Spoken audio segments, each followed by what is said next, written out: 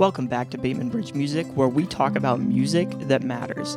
I'm Josiah, and today I wanted to share a new series called Flying Under the Radar, where I highlight 8 albums that I think deserve to be discussed and shared on a larger scale. Before we jump in, make sure to subscribe so that you can keep up with my other lists and videos in the future. Here are my 8 picks for underrated albums of the 60s. Number 1, Scott 3 by Scott Walker. Coming in as the third installment in Scott Walker's solo career, this 1969 Baroque pop album manages to be even more lush and gorgeous than the previous 2 records before it.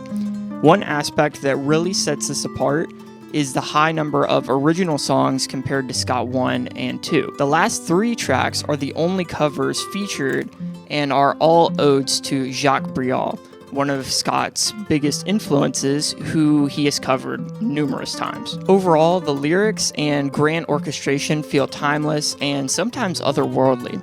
Check out the tense opener, It's Raining Today, and the fantastic closer, If You Go Away. Number 2, here are the Sonics.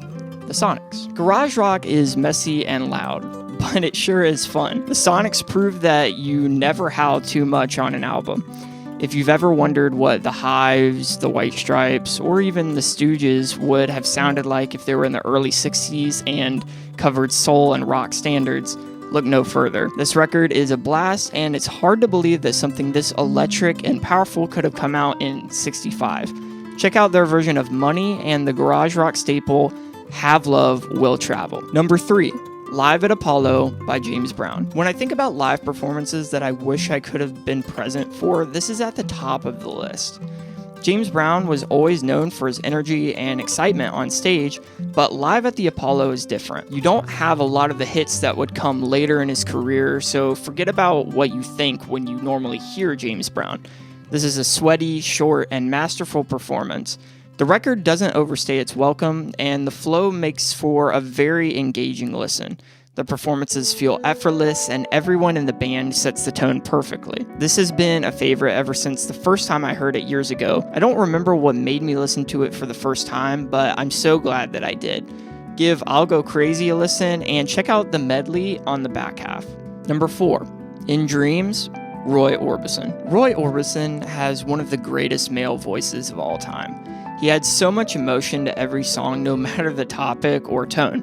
On In Dreams, some of these songs have an almost creepy, intense feeling to them. They're very dreamlike, which is fitting for the album title. It probably helps that David Lynch was a big fan of Roy and used his songs in some of his films, so I find myself looking at it with that surreal or unsettling mindset at times. Even though Orbison has many songs that are widely recognized, I don't think he is viewed as an album artist.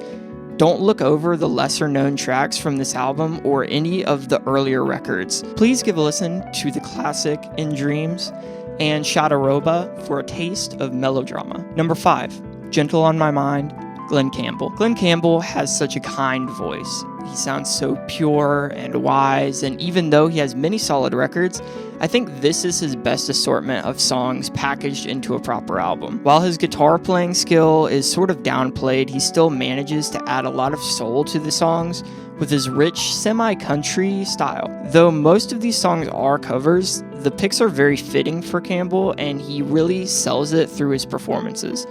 This is a very chill record, and one that has grown more sentimental for me over this past year as I've gotten more into his works. The title track is classic and certainly worth knowing, and I'd also recommend his cover of Crying by the previously mentioned Roy Orbison. Number 6, Undercurrent, Bill Evans. This is a jazz record comprised of Bill Evans' piano and Jim Hall's guitar. That's it. And it's magical. I love how spacious and open this record is. It's engaging while still more minimal than playing with a full band. Bill Evans has tons of great releases, but I don't really hear this one brought up enough. It also features one of the coolest looking jazz album covers I've ever seen. There's not much that I can say besides please put this one on. Check out their version of My Funny Valentine and the beautiful centerpiece, Skating in Central Park. Number 7, Happenings by Bobby Hutcherson. I hardly ever hear this jazz artist discussed. Vibraphone jazz is something I never knew how much I needed, and sometimes I forget to look for more things like this because this album just accomplishes what I want out of that style already. I don't really have much I can say about this besides it's great, it's not talked about enough, and you should go and listen to it, please. Number 8, Odyssey and Oracle, The Zombies. This might be the most well-known album on my list, but that doesn't stop it from being underrated. In all fairness, the Zombies never get the proper respect they deserve. They may only really have 2 great albums, but both are fantastic.